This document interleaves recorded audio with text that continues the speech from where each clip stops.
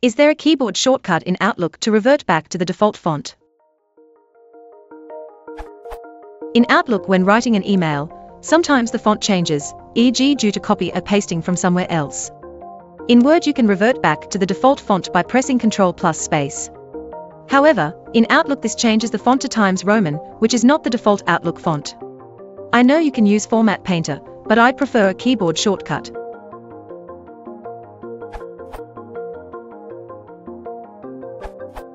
Problem solved in Outlook 2010. Ctrl+space works. Finally!